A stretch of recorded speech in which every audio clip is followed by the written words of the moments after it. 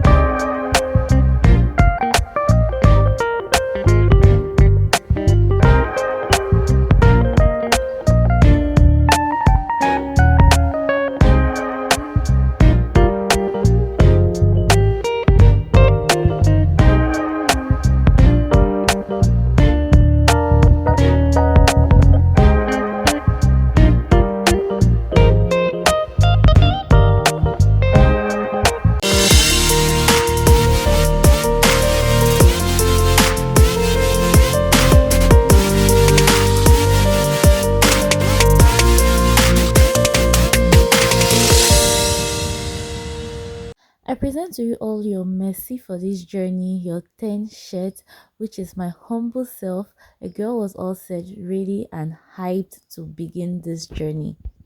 Hey, good morning. The mountain vlog. We converged at the governor's office. That's where all of us are, and we're just about taking off now. We had to wait for others. Converge time was at 7 a.m. People are coming from all over Cameroon, Yaoundé, Douala, Boyalimbe, like all over Cameroon. So we had to wait for them to come before we leave. Okay. So I was in such a hurry and I did not do my edges, and my friend is telling me, do I think I'm going for a beauty pageant? Anyway, this is the person who carry me to make sure I reach summit. My mountain guard. That's Yeah, all. you go. If I collapse along the line. Anyway, So they started off by giving us some kwakoko Bible to eat down here as breakfast, saying we needed the energy before the hiking journey begins, and I totally agree with them at this point. I finished and pushed it down with some reactor, which is an energy drink. So after that, we started off with some light sports. One of the coordinators, which you can see at the center, was leading us with the light sports. This is just to warm your body up before you start the hiking journey, to exercise your muscles, your shoulders, and your entire body as a whole before the journey begins. So after that, we took off and it was time for us to go. So here we are starting the journey. So we started off this journey at about 8:30 ish, something about there. So this is a group of about 63 people who decided to come together and hike Mount Cameroon Mountain. This is done every year after the official mountain race. The mountain is open for about a month to give the opportunity for tourists, individuals who wish to climb up the mountain to do so, because the roads are open at this point. The roads have been cleared, bushes have been burnt, preparing for the mountain race. So the mountain is open for about a month, and after that it is officially closed and people cannot climb the mountain again because the rains have started by then and it's no longer safe for tourists. So I decided to hike the mountain with a group of people for extra motivation and for more fun, because the more the merrier, right?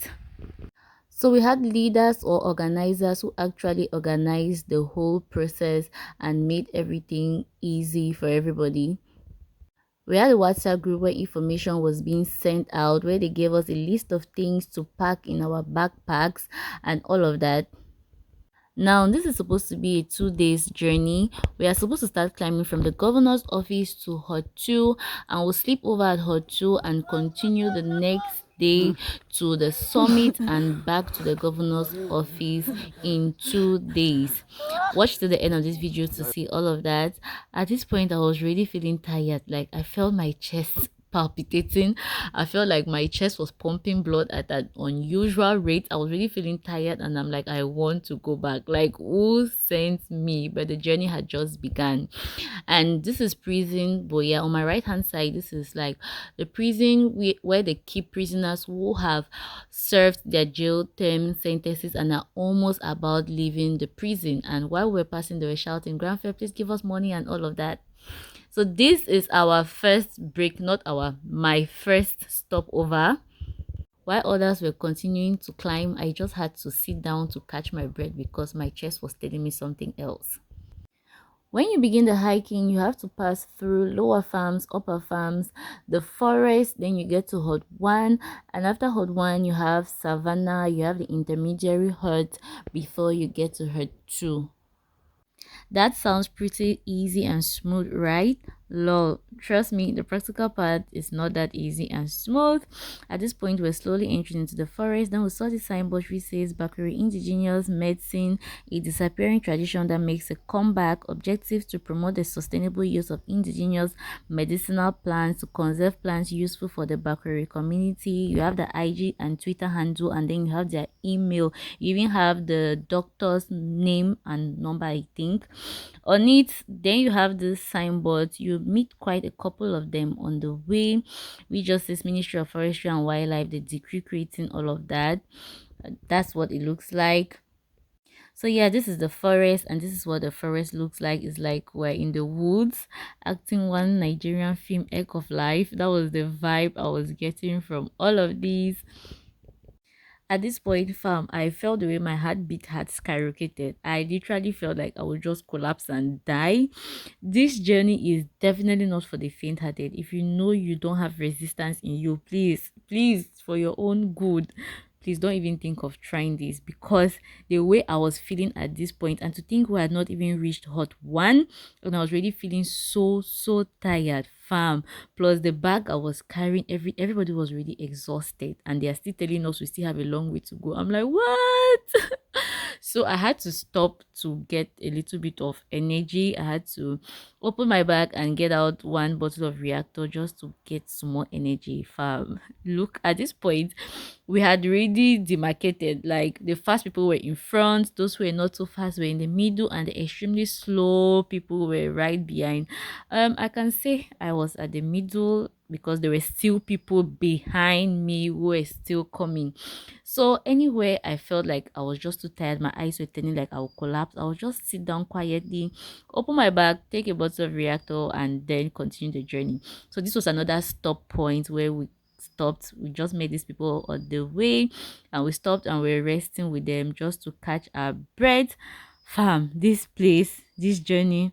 I was like, who sent me? I kept on drinking this reactor. I don't think I've ever drank reactor as much as I did for this journey. This was my first time actually drinking reactor like that. Next year, you still want to come?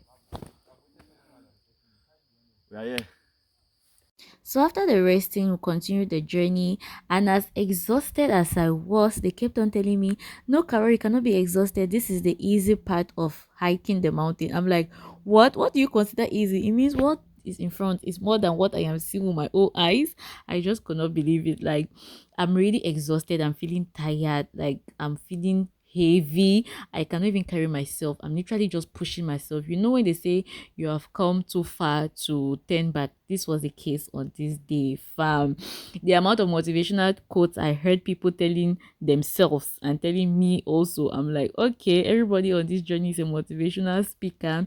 People kept on encouraging themselves, encouraging everybody around them, just like, keep going, you cannot turn back alone to go back down alone, you just have to continue with the group and get to where they are going. That was how I was just pushing. I was just literally pushing myself.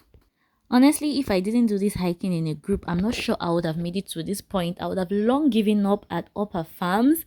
I wouldn't have made it to this point. And then you have another signboard, which is like the former one I showed you guys already. You just have a couple of them on the way before you reach your final destination. And we kept on going, and I'm not seeing Hot One. They kept on telling me Hot One is near. Then finally I saw this, and I'm like, oh my god, finally Hot One. Thank you, Jesus. And they are like, nope, nope, this is not Hot One. This is like the official welcome banner into the Mount Cameroon National Park. And I'm like, what? So what have we been doing before now? These are the first people who had reached here before my group, so they were already resting, and there were people still coming behind me. This was our official first resting spot. So this is what the banner says: Mount Cameroon National Park 2014. And then while we were resting, we saw this man. This is a mountain porter who was carrying so much load on his head to climb this place that we were all sweaty and tired, and the whole group started clapping and jeering him.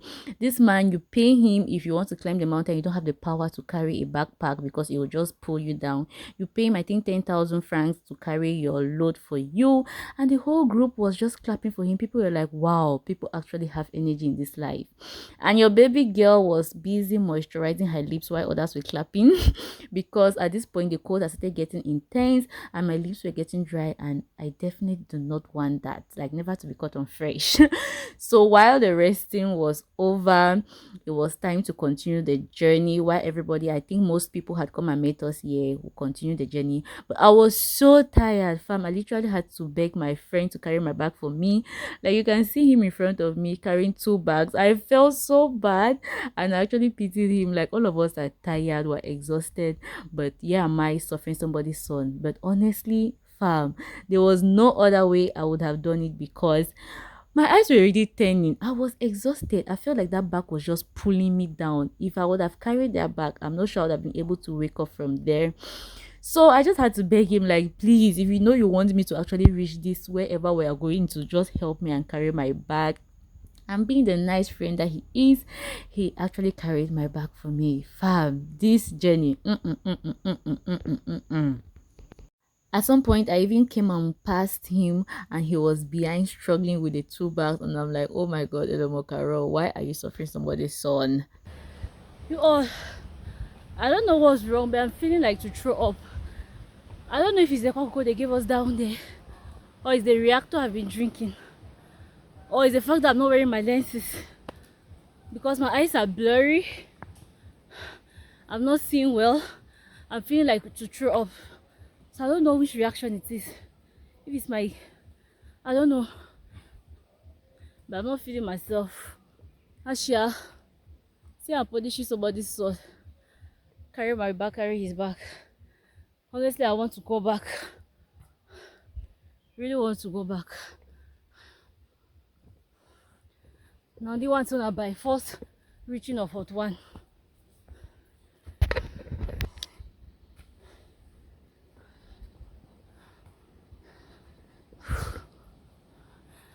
I need to really feel myself.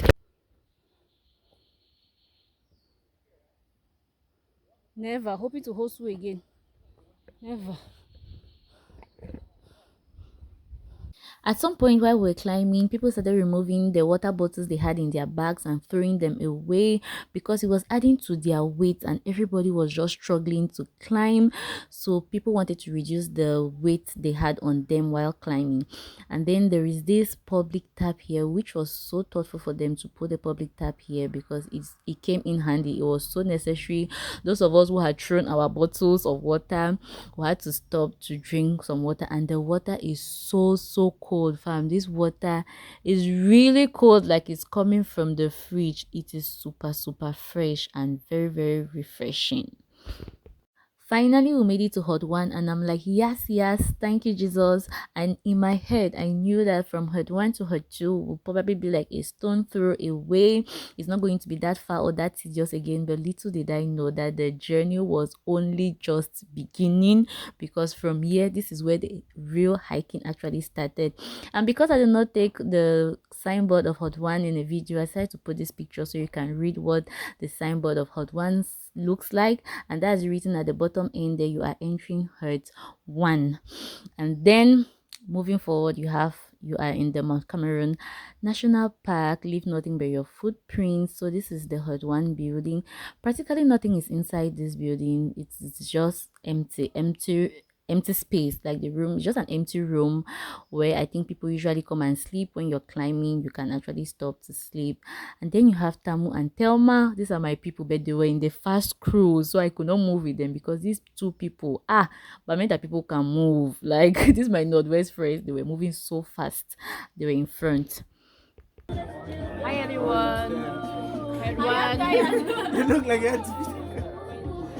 We're finishing this journey.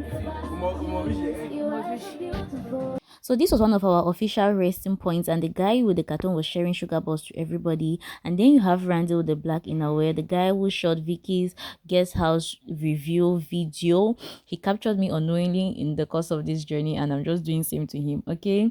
And then at this point, guys took the machete and went to the bushes and gave everybody a walking stick. They cut sticks for everybody because it was so compulsory, because the journey had started at this point. Stay tuned to part 2 to watch the continuation from here. Bye.